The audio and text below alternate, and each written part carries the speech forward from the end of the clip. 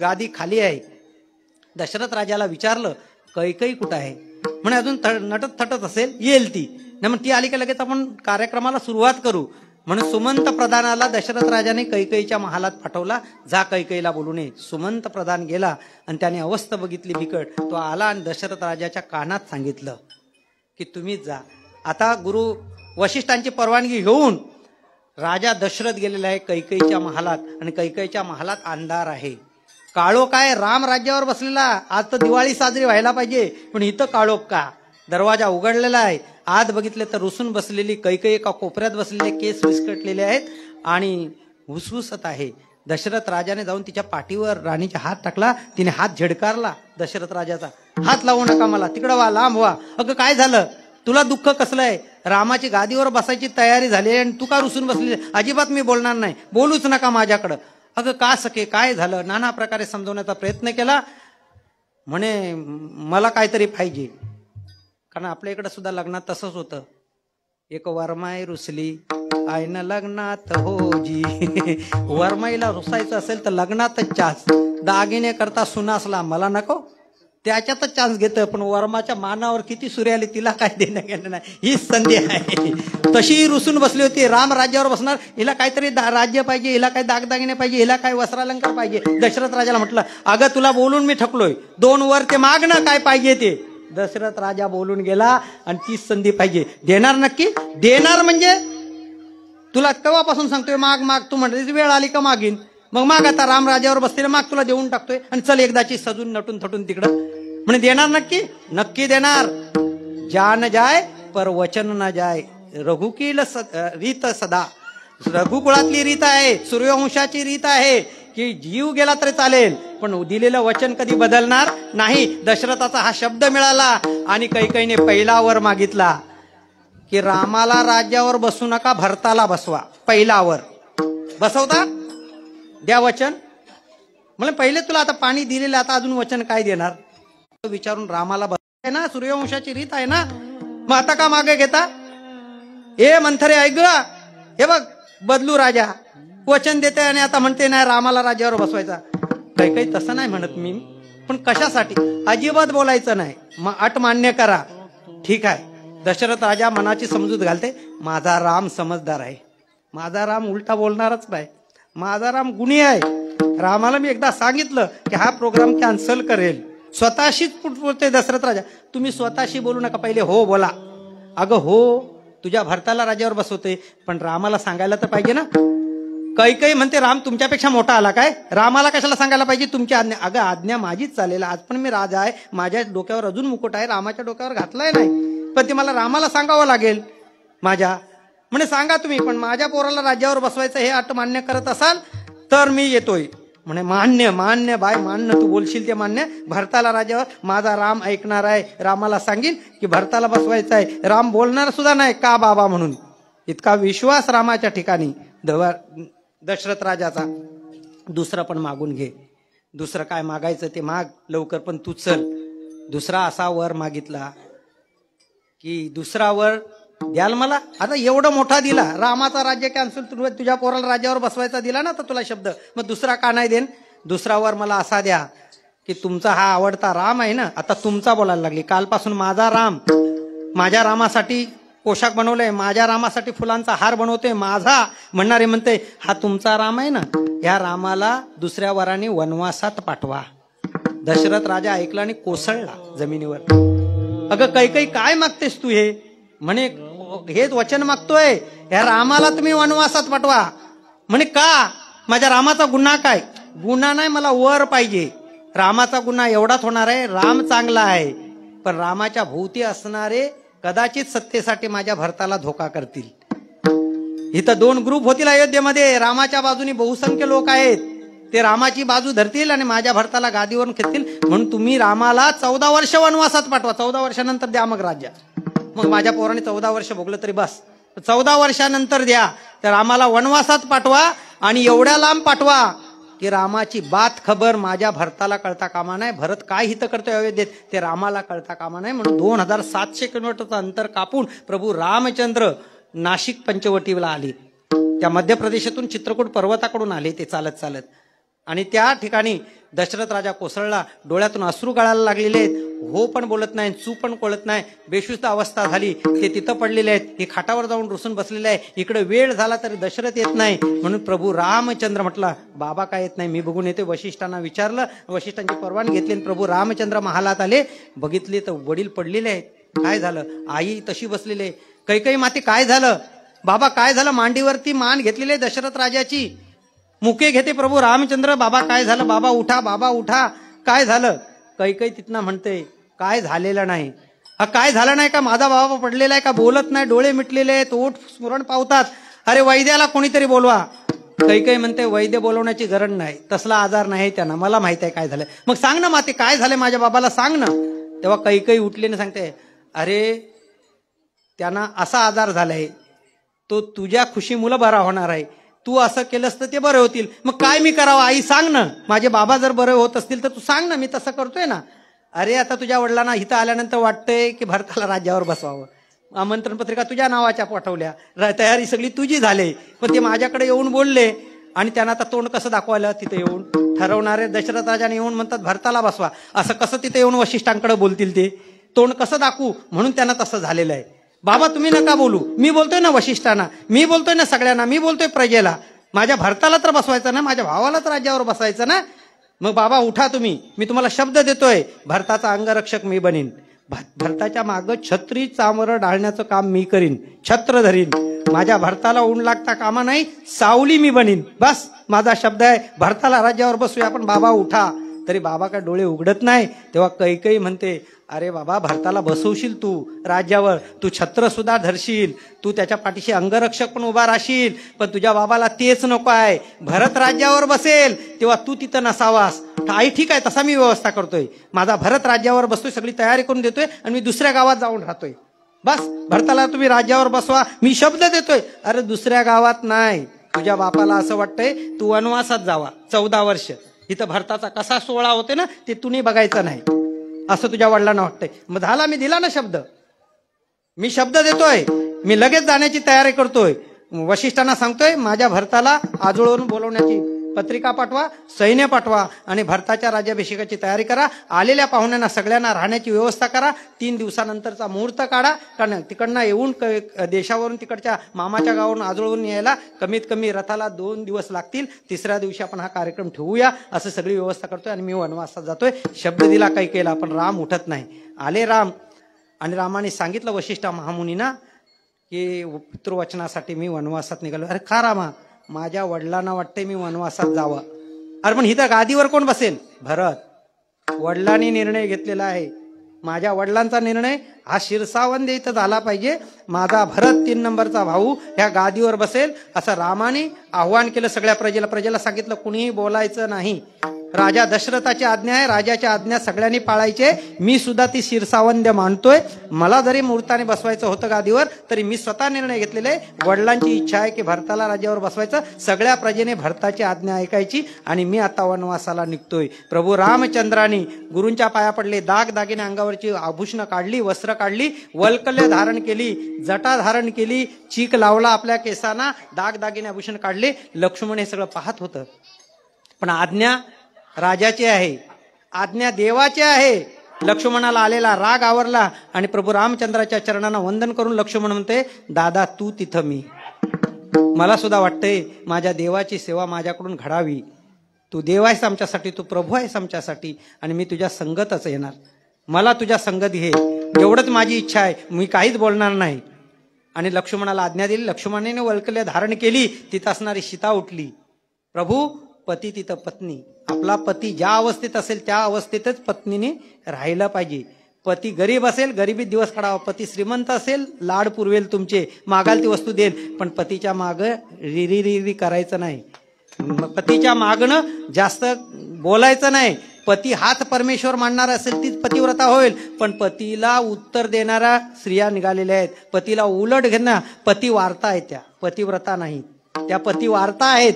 ज्या पतिवार्ता आहेत ते नवऱ्याच्या पुढे बोलू शकतात. ज्या पतिवार्ता आहेत त्या वार्ताहरासारख्या न्यायामध्ये बोलू शकतात. नवऱ्याला म्हणतात ह्यांना काय कळत नाही हो पंचानो, मी सांगते ऐका. कंबर खोदते पंत्रेला आणि सांगते यांना काय बोलता येतंय, ही वाटणी सगळी घेतीन ते, मी सांगताय ऐका पंचाना. ही पतिवार्ता, ही पतिव्रता नाही. पती ज्या अवस्थेत असेल, पतिव्रता सीतेला का मांडली गेलेली आहे की जिचा बाप मिथिला नगरीचा राजा जनक, जिचा सासरा अयोध्येचा राजा दशरथ आणि जिचा पती ब्रह्मांडाचा राजा प्रभू रामचंद्र आहे, वनवासात गवतावर झोपून उशाला दगड घेऊन झोपली, पण कधी उशीची अपेक्षा केली नाही. आणि आजच्या सीता नवऱ्याला 14 वर्ष झालीत, 12 वर्ष झालीत, 4 लेकरं झालीत, लग्न होऊन नवऱ्याला कामावरून धंद्यावरून येते, रोजगार बिचारा वेडबिगारासारखे दमलेला थकलेला, त्याला चहा घेता का, पाणी देऊ का असं विचारायच्या ऐवजी आल्या आल्या त्याच्या मागं टुमणं लावतात. ई शिपी, अरे तो दमून आलाय, त्याला चहा विचारावी, ई शिपी. तो म्हणते काय झाला, ई फुटकी शिपी. दुसरा काय, 14 वर्ष झाल्या केला. आणि घरोघरी मंत्र आहेत, या मंत्रापासून सावध राहा. या मंत्रा रात्री कानात तुमच्या कधी सांगतील पाणवट्यावरती, कधी बंदरावरती, कधी समूहाने एकत्र असल्यानंतर या मंत्रा फिरतात. त्या मंत्रा सांगतात, काय गो तुला माहित नाही. ती म्हणते काय, तुझ्या 3 नंबर गावाचा देखलास एवढा मोठा पान आहे, 24 जणी खपताव ना घरात, 24 जणी संसार करताना, तुझं नवरा मोठा ना, मग 3 नंबर त्याला एवढा मोठा पान कसा, चोरून पैसे ठेवलेले. ही रात्री गुरुमंत्र कानात देते. तो गुरुमंत्र भेटला मंत्रेकडून, हिच्यात विकल्प शिरला. रात्री झोपताना नवऱ्याला म्हणतोय खपा मरा, असेच रात्रंदिवस. त्या 3 नंबरच्याला एवढा मोठा पान 2.5 तोल्याचा, आणि ही माझी शिपी, शिपी आहेच पाठीशी. त्यामुळे बाबांनो सावध व्हा या मंत्रेपासून. या मंत्रा घराघरात आहे, या घर फोडतात. अयोध्येसारखी रामराज्य फोडायला मंथरेने वेळ लावला नाही तर तुमचं रामराज्य किती काळाचं आहे बाबांनो. सावध. तो सुखी साधू संत सांगतात. म्हणून सीतेने आज्ञा मागितली तेव्हा वशिष्ठ गुरु मुनी म्हणाले, सीते अजिबात अलंकार करायची नाही, वस्त्रभूषण काढायची नाही. तुझे दाग दागिने सगळे अलंकार घेऊन जा, पण माझ्या पतीने भगवं वस्त्र नेसलेलं आहे. म्हणे जा तू पुढं ह्या वस्त्रानुशी जा. अनुसयेच्या आश्रमात अनुसया वस्त्र देते सीतामातीला. ते मग अरण्यात गेल्यानंतर ती वस्त्र परिधान करते, दागदागिने काढून ठेवते, तिचे अलंकार भूषण काढून ठेवते, प्रभू राम सारखी वल्कले धारण करते. प्रभू रामचंद्र वनवासात निघाला. अयोध्या सुनी सुनी झाली. अयोध्येमध्ये आकांड तांडव झालेला आहे. पण राजाची आज्ञा आहे, राज आज्ञेच्या समोर कोणाचं चालत नाही. घरोघरी चर्चेना उदाहरण आलेलं आहे. काय करायचं, सगळ्या गावकऱ्यांनी ठरवलं रामाच्या संगत आपण वनवासात जायचं. कंदमुलं बोरं खायची, तिथंच राहायचं. काय हे राज्य चाटायचं आपल्याला. जिथं राम नसेल तिथं आपलं काम काय. म्हणून अख्खी प्रजा निघालेली आहे रामाच्या संगत. नगरीच्या बाहेर गेल्यानंतर रामाने संबोधन केलेलं आहे, समजवलं प्रजेला आणि सगळ्यांना परत पाठवलं. आणि पुढे प्रभू रामचंद्र गेले. प्रभू रामचंद्र जेव्हा गेले तेव्हा एक भिल्ल राजा त्यांना मिळाला. भिल्ल राजाची नगरी जंगलात लागली. त्या नगरीमध्ये गेल्यानंतर भिल्ल राजाने स्वागत केलं. प्रभू रामचंद्राला शरण आला आणि प्रभू रामचंद्राची अशी अवस्था विचारल्यानंतर त्या राजाने विचारलं हे होण्याचं कारण काय. काय नाही, माझ्या वडिलांची इच्छा आहे, मी वनवासात जावं, माझ्या भावाला राज्यावर द्यायचं आहे, उद्या 16 तो तिकडं होणार आहे, मी आता चाललो इकडं, मला फक्त जाण्याची वाट दाखव, माझं राज्य मी तुम्हाला समर्पित करतोय. तुमच्या बापाने तुमचं राज्य हिरावून घेतलं असेल, पण माझं राज्य काय करायचं आहे मला जंगलातलं, ह्या राज्यावर तुम्ही बसा. बापाची आज्ञा आहे, राज्यात प्रवेश सुद्धा नाही करणार तुझ्या, राज्याच्या बाहेरून मी जाईन, कारण मी वनवासी आहे. वनवासी माणसांनी विलासी भोगामध्ये जाऊ नये म्हणून तुमच्या राज्यात पण येणार. राज्यात आलो तर चौक मला चौरंग बसायला द्याल, मला खुर्ची बसायला द्याल, मला सिंहासन द्याल, झोपायला पलंग द्याल. मी राजविलासाचा त्याग केलेला आहे. मी आता गवताच्या गंजीवरती गवतावर झोपणार आहे, उशाला दगड घेणार आहे, मी वनवासी आहे.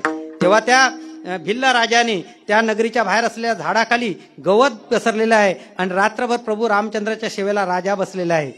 राजा पायाजवळ बसलेला आहे, लक्ष्मण पाहण्यासाठी उभा आहे, सीतामाई बाजूला बसलेले आहे, गप्पा गोष्टी चाललेल्या आहेत. रात्रीचे 12 वाजलेले आहेत. प्रभू रामचंद्राने संध्याकाळी 8-9च्या दरम्यान त्या राजाला सांगितलं होतं मला पलीकडे जायचं आहे, आजची वस्ती करा, उद्या जा, माझी जायची व्यवस्था काय. राजाने सांगितलं होतं तिथं नावाड्यांचं गाव आहे, मंदाकिनी नदीच्या किनाऱ्यावर, तिथला अनेक नौका आहेत आणि तशी मी दौंडी द्यायला सांगितले, नौका सजवून ठेवा, तुम्हाला प्रभूजी आवडेल नौका त्या नौकेत तुम्ही बसायचं, नौका भरपूर आहेत, तुम्हाला आवडेल त्या नौकेत बसवा. म्हणून दौंडी आलेले त्या किनाऱ्यावर की उद्या प्रभू रामचंद्र चित्रकूट पर्वताच्या दिशेने जाणार आहेत, या नौका सजवून ठेवा, प्रभूला इच्छा होईल त्या नौकेत प्रभू बसतील आणि त्याचं भाडं मात्र राजा देईल. राजा इतका खुशाल करेल, त्याचं दरिद्र नाही सोड. हा गुहक राजा जंगलातला, तो तुम्हाला खूप श्रीमंत करेल. त्यामुळे त्या रात्रभर नौका सजवायला लावलेले आहेत. कोण त्याच्यामध्ये सजावट करते नौकेमध्ये, कोण चौरंग मांडते, कोण मखर बनवतंय, कोण गुढ्या तोरणं आणि नाना प्रकारचे कलर लावतात, होडीला सजवतात. त्या होडीत सजवतात तिथं एक होडक्यावाला होता केवट. त्याचं छोटंसं ओढकं होतं, 1 किंवा 2 त्याच्यामध्ये पॅसेंजर बसायचे, तिसरा बसला की बुडायचं. त्यामुळे तो एक एकच न्यायचा, एक एकच आणायचा आणि असा केवट होता. त्याने पण आपलं होडकं चोलायला सुरुवात केली. ते नावात म्हणतं, हे कशाला ते करतस? अरे ते तर 3 जण आहेत, राजा एक गुहक बसेल 4 जण आणि प्रधान बसला तर 5वा, चालवणारा 6वा, तुझ्या होड्यात 1 माणूस आणि तू, तिसरा बसला की बुडालं. आणि ते 3 जण एक एक नेन. तो म्हणते एक एकाला नेन, एक एकाला आणि एक एकाला. माझी होडी आवडली. अरे तुझ्या होडीत आहे काय असं? चौरंग तर आहे बसायला? म्हणे बसेल ना, मधल्या फळीवरती बसेल ना राम. मी पुसतोय ना फळी ती चांगली. माझी गरिबी असली म्हणून गरिबीची थट्टा उडवली जाते त्याची. ते सगळे नावाडी थट्टा उडवतात आणि तो स्वाभिमानाने सांगते बसेल तर उद्या राम बसेल. त्याने लय चिडवलं, हा अशा पडक्या होडी बुडक्या होडीत कोण बसणार आहे का? आला मोठा होडी सजवणार. त्याने शपथ खाल्ली, उद्या प्रभू रामचंद्र जर माझ्या होडीत बसला नाही तर हा केवट जिवंत राहणार नाही. तुम्हाला शब्द देतोय, सगळ्यांच्या होडीत न बसता माझ्याच होडीत प्रभू रामचंद्र बसेल, हा माझा शब्द आहे. अरे हा ऐकला शब्द आणि तो केवट निघाला, रागाने गेला गोहक राजाला भेटायला. गोहक राजाच्या प्रधानाने सांगितलं, रामसेवेमध्ये राजा आहे, अर्जंट माझं काम आहे, राजाला बोलवा. निरोप गेला. राजा सांगतो, काय असेल ते त्याचं द्या, रात्री तर मी कसा येऊ सेवा सोडून? प्रभू रामचंद्रने असला, राजा सेवेशीच तत्पर असला पाहिजे. कोणतरी याचक आलाय, कोणतरी माणूस आलाय, त्याची तक्रार निवारण कर आणि मग माझ्या सेवेला आहे. प्रभू रामचंद्राने उठवलं गोहकाला, जा. गोहक पण रागाने त्याला, कोण आलाय रे हा काय मागायला? बघितला तर ते केवट आहे. केवटाला बघितल्यानंतर गोहक राजा शांत झाला. केवटा, अरे एवढ्या रात्री काय? म्हणे मला शब्द दिलेले आहेत, मला तुम्ही वर दिलेले आहेत, तो वर मागायला मी आज आलोय. जसं मंत्र्याने तिकडे 2 वर मागितलेत तसा हा वर मागायला आलाय केवट. केवटाला वर दिलेला गोहक राजाने कधी तर एक दिवशी हा केवट, हा नावाडी जंगलामध्ये पतिंगा आणण्यासाठी गेला होता. पतिंगा म्हणजे ओल्याची काठी आणायला गेला होता. झाडावर चढला होता, सरळ काठी वल्ल्यासाठी तोडत असताना त्याची नजर गेली तर जंगलातून छुप्या मार्गाने एक परकीय आक्रमण येत होतं. या गोहक राजाच्या नगरीवर भोर सैन्य होतं आणि नगरीवर हल्ला करणार आणि राजा गोहकाचं राज्य जिंकणार, यासाठी ते सैन्य आले. त्याने पाहिलं, उडी टाकली झाडावरून, धावत सुटला आणि गोहक राजाला येऊन भेटला. करतोस काय? सैन्य आलं, तुझं राज्य आता जाईल. लगेच नगारा वाजवला गेला, सगळं सैन्य गोळा झालं.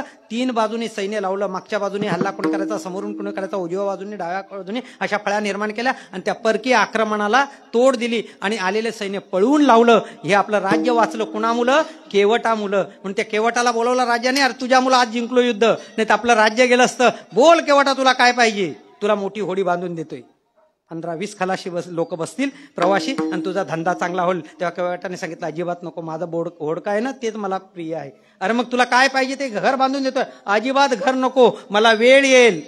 कैकेयीने जसं सांगितलं, वेळ आली की मागीन, तसं केवट म्हणाला, वेळ येईल तेव्हा मी तुझ्याकडे मागण्यासाठी येईल. तेवढी वेळ माझ्याकडे प्रभूने आणली माझ्यावर ना, तर नक्कीच राजा तुझी मदत घ्यायला येईल. आणि आता माझ्यावरती वेळ आलेली आहे. मग देतच ना कबूल केलेलं, बोल काय हवं ते देतोय.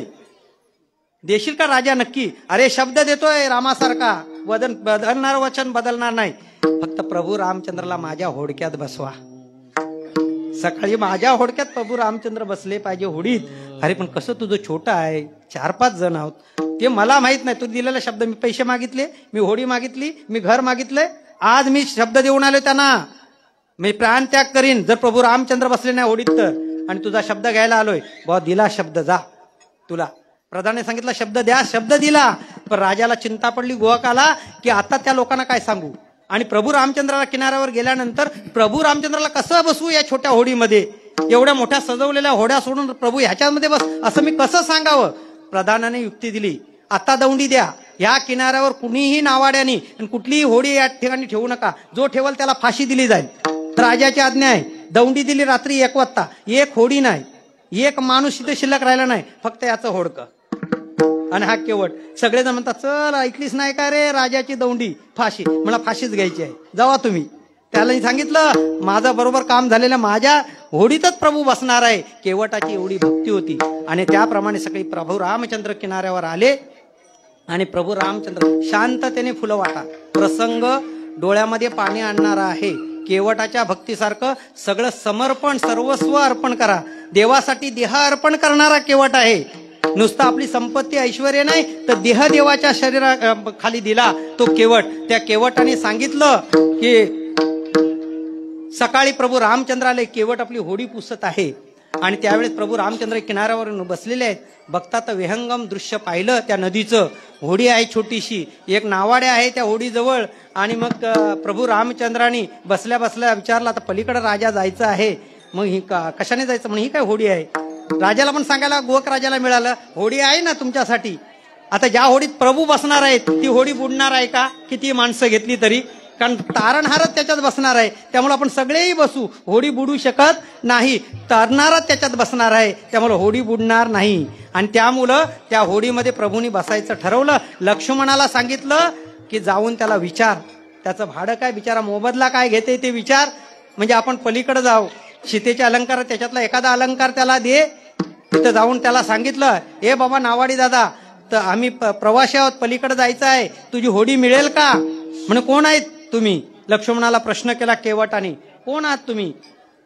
अरे प्रभू रामचंद्र, अयोध्याधीश राजा प्रभू रामचंद्र आहेत, मी त्यांचा भाऊ लक्ष्मण आहे, सीतामाई आहे, आम्हाला पलीकडे जायचं आहे. केवटाने सांगितलं, अजिबात माझ्या होडीत घेणार नाही, हात जोडतोय, माफ करा, तुमच्या रामाला सांगा होडीत माझ्या बसायचं नाही. अरे पण का? मी ऐकलंय रामायण रामकथा आमच्या मंदिरात लागते पोथी, तिथं मी ऐकलंय जड वस्तूला प्रभू रामचंद्राचा स्पर्श झाला तर त्याची बाई होते. जंगलातून प्रवास करताना दगडाला स्पर्श झाला, शिळा झाली. आणि त्यामुळं माझी होडी, त्या होडीची जर शिळा झाली, त्या होडीची जर बाई झाली तर मी करू काय? ती एक बायको पोचताना नाकी न आलेत, ही दुसरी बाई झाली, करू काय? लक्ष्मण म्हणते तसं होणार नाही. नाही नाही, एक वचने राम आहे, पहिले त्याला विचार. जाऊन त्या केवटाचा निरोप घेऊन आलेला आहे. लक्ष्मणाने सांगतोय, दादा अरे तो नावाडे असा म्हणतोय, तुझा स्पर्श झाला तर माझ्या होडीची बाई तर होणार नाही ना, दगडाची बाई झाली तुझ्या स्पर्शाने. प्रभूने सांगितलं तसं होणार नाही, जा त्याला सांग. सांगितलं तसं होणार नाही, होडी तुझी सुखरूप राहील, बाई बनणार नाही, पण तुला मोबदला काय देऊ? तेव्हा केवटाने सांगितलं, एक जातीवाला आपल्या जात भाईकडून कधी भाडं घेतं का? होडीवाला होडीवाल्याकडून कधी भाडं घेतं का? रिक्षावाला रिक्षावाल्याकडून कधी भाडं घेतं का? एकाच जातीचे आपण आणि एकमेकांचं भाडं काय घ्यायचं? लक्ष्मणाला राग आला, असं कसं म्हणतोस तू? एका जातीचे, आम्ही क्षत्रिय आहोत, आम्ही राजे आहोत, आणि तू एक शूद्र आहेस. रामाला विचार जाऊन, एका जातीचे आहोत, मी भाडं घेणार नाही, त्याला मान्य असलं तर होडीत बसा. प्रभू रामचंद्राकडे लक्ष्मण गेला तेव्हा लक्ष्मण प्रभूला म्हणते, विचित्र माणूस आहे देवा, तुला एक जातीचा म्हणते, माझ्या जातीचे मज कोणी भेटो, आणि आज माझा जातीवंत राम मला भेटलेला आहे, आपण एका जातीचे कसे? प्रभूंनी सांगितलं, लक्ष्मणा तुझ्या लक्षात आलं नाही, मी भवसागरातली नौका चालवतो, एकेकाला पहिलं तरी उतरून नेतो माझ्या नौकेतून, आणि तो लौकिकातली चालवतोय, या मंदाकिनी नदीतले चित्रकूटावर नेऊन सोडतोय, आणि मी भवसागराची चालवतो. त्याचं बोलणं बरोबर आहे, त्याला सांग तुला काय भाडं असेल ते आम्ही देतो. त्याने सांगितलं, भाडं नको, माझी फक्त एक अट आहे. ती अट काय होती? केवटाची अट अशी होती की प्रभू रामचंद्राच्या पायाला वाळूचे कण लागता कामा नये, त्यासाठी प्रभू रामचंद्राचे चरण धुण्याची आज्ञा मला मिळावी. पाय धुतल्यानंतर लक्ष्मणाला सांगितलं, ते पाय तुझ्या हातात तू ठेवावे. त्यानंतर मी होडीपासून या शिळेपर्यंत झोपतोय, माझ्या शरीरावरून प्रभू रामचंद्रांनी चालत जाऊन होडीत प्रवेश करावा, माझा देह समर्पण करायचा आहे मला प्रभूच्या चरणाखाली. ही जर अट मान्य असेल तर माझ्या होडीत बसावं. लक्ष्मणाला प्रभूने सांगितलं, बाबा मान्य आहे, देह समर्पित माझ्या समोर करतोय तो, करू दे. आपल्या शेण्यामध्ये पाणी आणलं, होडीत शेणं असतं तो लाकडी कटवट, त्याच्यात पाणी आणलं, प्रभू रामचंद्राचे पाय धुतले, आपल्या शेल्याने पुसले, लक्ष्मणाच्या हातात दिले, पाणी घटाघटा प्यायलं, शेणं बाजूला ठेवलं, आणि असा लोटांगण प्रभूच्या चरणावर टाकलं. लक्ष्मणाला सांगितलं, प्रभूचे पाय माझ्या खांद्यावर ठेवा. मानेवर पाय ठेवलेले आहेत, एक लक्ष्मणाने हात धरलेला आहे प्रभूचा, एक केवट. आता लक्ष्मण बसला, गोहक राजा बसला, होडी तारणारच बसलेला आहे, तर दोन माणसांनी बुडणारी होडी आज कशी बुडेल? बुडूच शकत नाही. आणि केवटाने वलवायला सुरुवात केली, वलवत वलवत केवटाने होडी नेली. सकाळी निघालेला प्रभू रामचंद्र 5 मिनिटात पहिलं तीराला पोहोचला पाहिजे, आज 4-5 तास गेले तरी पोहोचत नाही. भक्तिविभोर झालेला प्रभूच्याकडे पाहता पाहता गाणं बोलतोय, तो वल्लवतोय. प्रभूने सांगितलं, सूर्य अस्ताला चाललेला आहे, केवटा आता आम्हाला सोड. केवटाने किनाऱ्यावर नेलं. लक्ष्मणाला सांगितलं, मगाची अट, मी झोपतोय, प्रभूला उतरा माझ्या शरीरावरून. पुन्हा समर्पित देह केला, प्रभूला पाठीवरून उतरला, प्रभूला डोळे भरून पाहिलं, आपल्या कमरेचा शेळा बांधला आणि गांधारी सारखा डोळ्यावर बांधला. आता मला हे विश्व बघायची इच्छा नाही. आणि केवट होडी बांधून किनाऱ्यावर बसला. जय राम श्रीराम जय जय राम श्रीराम जय राम जय राम जय राम जय राम श्रीराम जय जय राम जय राम जय राम जय जय राम जय राम श्रीराम जय जय राम जय राम श्रीराम जय जय राम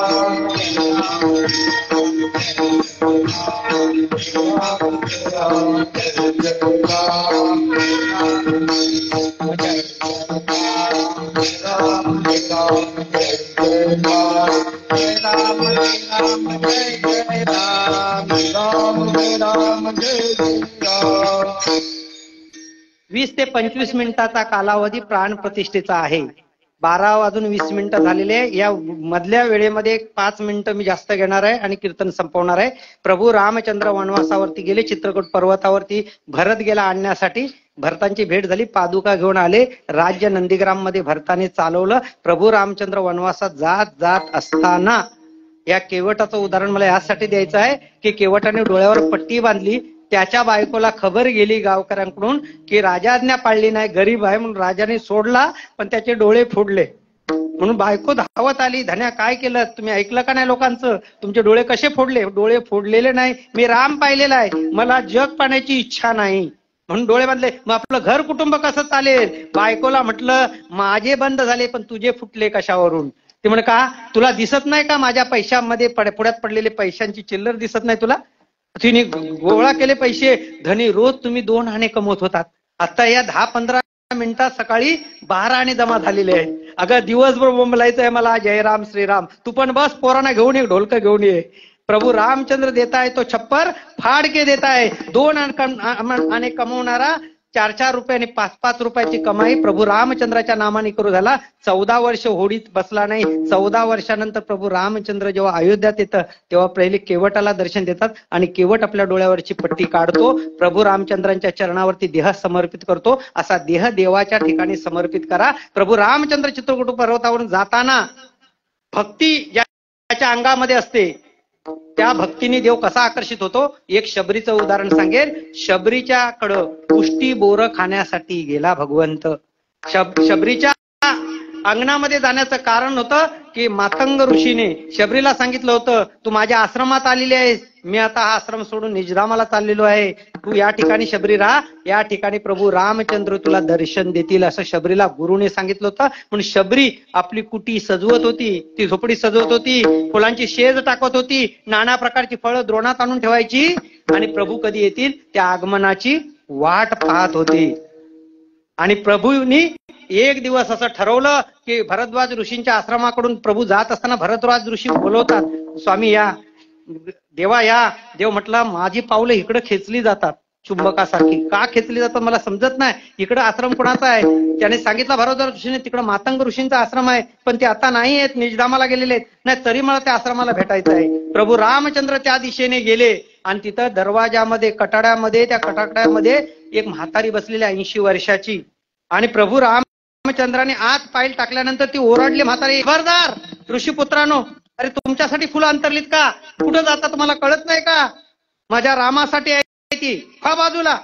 राम आएंगे तो अंगना सजाओगे, राम आएंगे तो अंगना सजाएंगे, राम आएंगे तो अंगना सजाओगे, राम आएंगे तो अंगना सजाएंगे, दीप जला के दिवाली में मनाऊंगी, दीप जला के दिवाली मनाएंगे, दीप जला के दिवाली में मनाऊंगी, दीप जला के दीपावली मनाएंगे, पाप जन्म जन्म के धुल जाएंगे, राम आएंगे, पाप जन्म राम आएंगे मेरे झोपड़ी के बागान खुल जाएंगे राम आएंगे झोपड़ी के द्वार राम आएंगे झोपड़ी के बागान खुल जाएंगे राम आएंगे झोपड़ी के द्वार राम आएंगे राम आएंगे राम आएंगे राम आएंगे राम आएंगे आएंगे राम आएंगे राम आएंगे राम आएंगे तो अंगना सजाओगी राम आएंगे तो अंगना सजाओगी दीप जला के दिवाली मैं मनाऊंगी दीप जला के दिवाली मैं मनाऊंगी दीप जला के दिवाली मैं मनाऊंगी दीप जला के दिवाली मैं मनाऊंगी पाप जन्म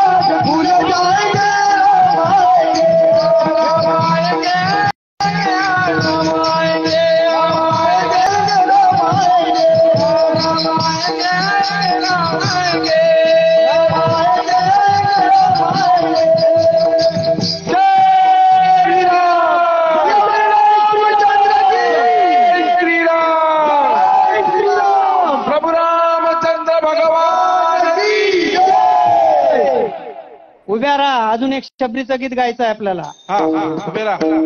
शबरीच्या आश्रमात प्रभू आलेले आहेत, त्यामुळे एकदा शबरीचं गीत गा.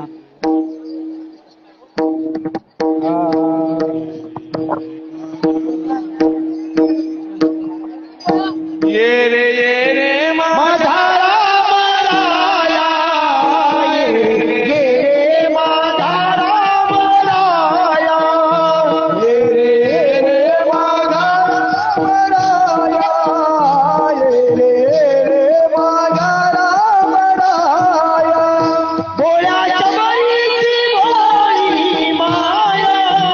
Bye.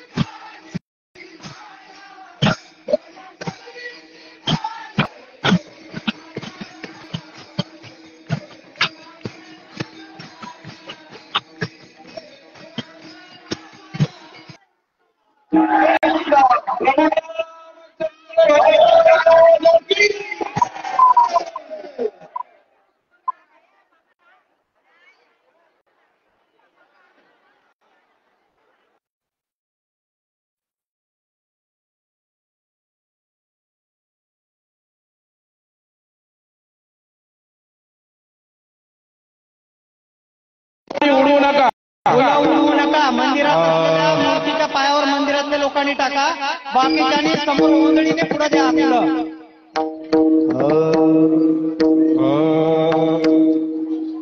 लोकाभिराम मरणधीरम राजीवनेत्रम रघुवंशनाथम कारुण्यरूपम करुणाकरंतम श्रीरामचंद्रम शरणं प्रपद्ये. लोकाभिराम मरणधीरम राजीवनेत्रम रघुवंशनाथम कारुण्यरूपं करुणाकरंतम श्रीरामचंद्रं शरणं प्रपद्ये.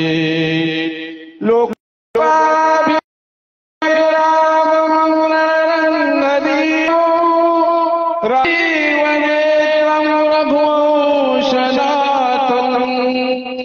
कारुण्यरूपं करुणाकरंतं श्रीरामचंद्रं शरणं प्रपद्ये. प्रभु रामचंद्र भगवान की जय. बोलो सिया राम प्रभु रामचंद्र भगवान की जय.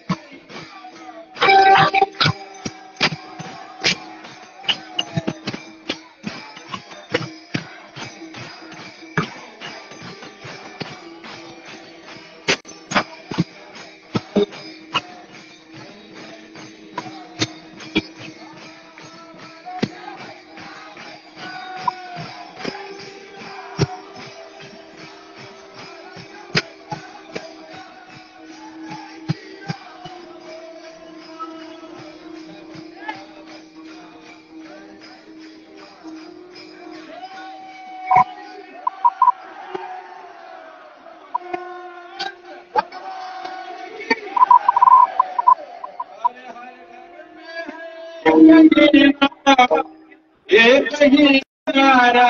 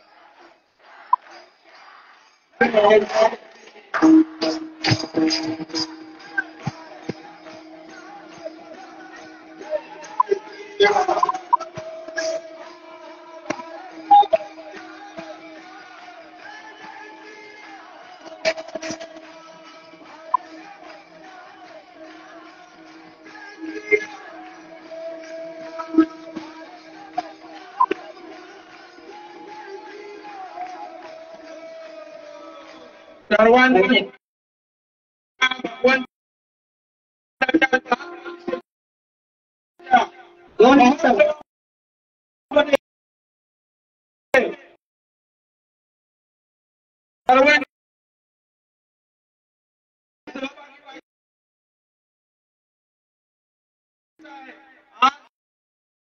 फार महत्वाचा दिवस आहे म्हणून सर्वांनी भारत जय श्री राम मेरा अरे हर घर में है एक ही नाम जय श्री राम घर में है हर घर में है एक ही नाम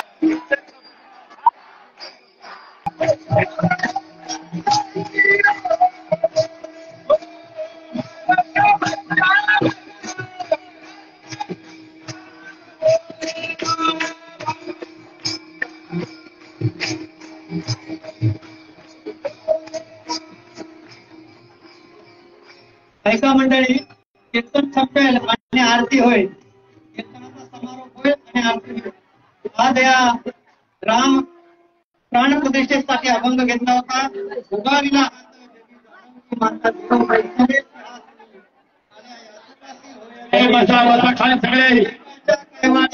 बहुतांचे कोळे देव बैसले सिंहासनी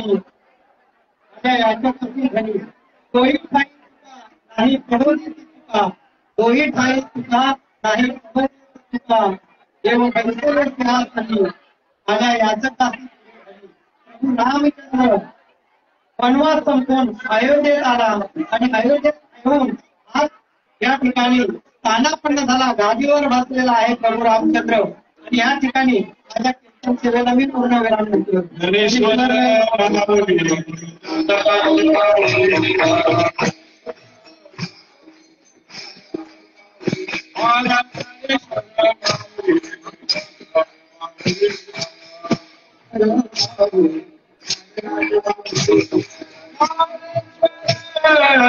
Hare